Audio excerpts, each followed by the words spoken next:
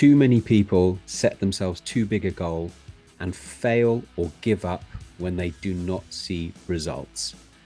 Break it down into smaller, bite-sized pieces. I always say, how do you eat an elephant? The answer is one mouthful at a time. How are you doing? And welcome to another episode of the Parentpreneur Podcast with your host, me, Michael J. Christian. Today, I am calling out 4 common bad habits that I regularly see. I am fed up with people calling themselves entrepreneurs, but not putting in any work.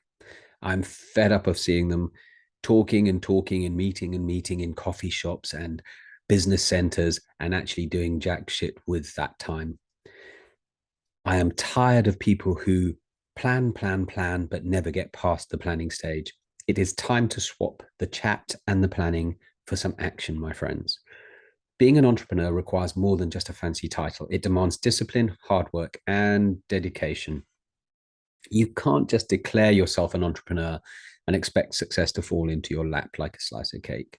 Instead, roll up your sleeves and try and make it happen. So here are 4 common bad habits that I see regularly. Habit number 1. One of the keys to being a successful entrepreneur is developing good habits and consistency. Most people lack this skill. Think about it as eating 1 apple a day, not binge eating 7 on a Sunday and then saying you've done it for the week. That's not true. Trust me, your digestive system will tell you that. It's the same. You can't feast or famine your way through being an entrepreneur. It is the tiny, incremental steps that will lead to exponential growth. Do not expect instant gratification. This journey will take you time. And if you think you can bust the formula and come up with some silver bullet by blasting it hell for leather once in a blue moon, I'm here to tell you that's not going to work. Bad habit number 2. When it comes to tackling challenges, learn to break them down into smaller, measurable targets. Too many people set themselves too big a goal and fail or give up when they do not see results. Break it down into smaller, bite-sized pieces. I always say, how do you eat an elephant? The answer is one mouthful at a time. I think I've got Desmond Tutu to thank for that one. So how do you do this? Well, you could target gaining 1 customer per day. If that seems too onerous, go for 1 a week or 1 a month, depending on the ticket value of your service or your product.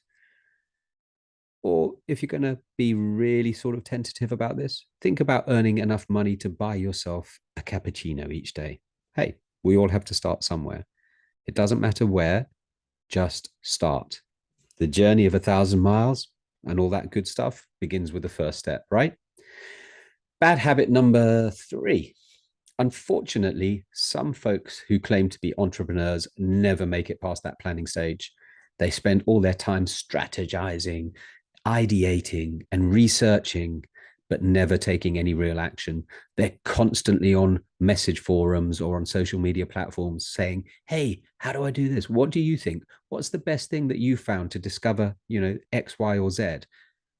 They're given good information, ideally by people who've been there and traveled the path that they're wanting to travel on, but they do nothing with it. They sit on it and then yes, but it. Yes, but that's not going to work for me. Yes, but, oh, hasn't this changed? Yes, but, oh, there's a new algorithm on this social media platform. Screw it.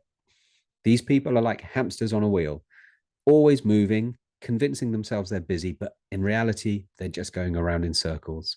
Do not be a hamster. Bad habit number 4.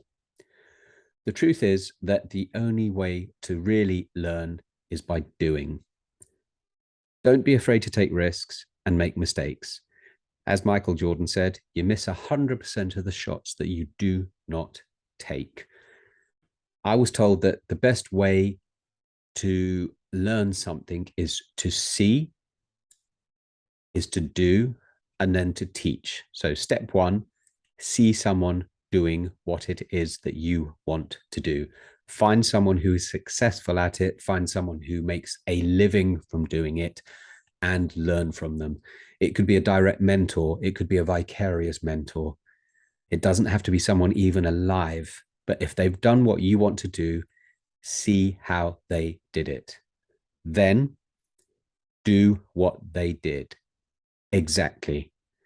Don't tweak it, don't change it, just copy them and do exactly the same. Get that muscle memory, get that neural pathway carved out in your head and do it how it has been done before successfully. Point 3, teach it. So this third stage is really, really laying down that neural connection. This is where your brain learns how to personalize, internalize, and make it like a muscle memory. So by teaching someone, you are having to dredge that knowledge that you've learned, process it, and present it to somebody else and make them successful at doing it as well. That is the best way of doing things. So listen, if you're serious about being an entrepreneur, it's time to put down the chocolate hobnobs, put down that cup of coffee, and start taking action. Set yourself clear goals. Take small daily steps. Stay focused and avoid shiny objects and people, especially avoid shiny people, and learn from your failures. Surround yourself with supportive people and just GSD. Get shit done. Remember, being an entrepreneur is no walk in the park. Adulting is also hard, especially if you throw being a parent into the mix. It is like a marathon with fewer water stations and many more blisters, but wow, it is such a cool medal and a story to tell at the end. As a quick summary, being an entrepreneur requires hard work, dedication, and discipline. As I say to my kids quite often, suck it up, buttercup. 2, develop good habits like eating an apple a day and break down those challenges you're facing into measurable targets. Don't binge on apples. 3, don't just plan, take action towards your goals every day. There's a fantastic book entitled Ready, Fire, Aim. Be good enough, not perfect, just crack on and do things. 4, learn from your failures and surround yourself with supportive people. Take that shot, like Michael Jordan said. 5, being an entrepreneur is a commitment, not a hobby. Any other ideas? How would you address people who procrastinate about being an entrepreneur? Look forward to hearing from you soon.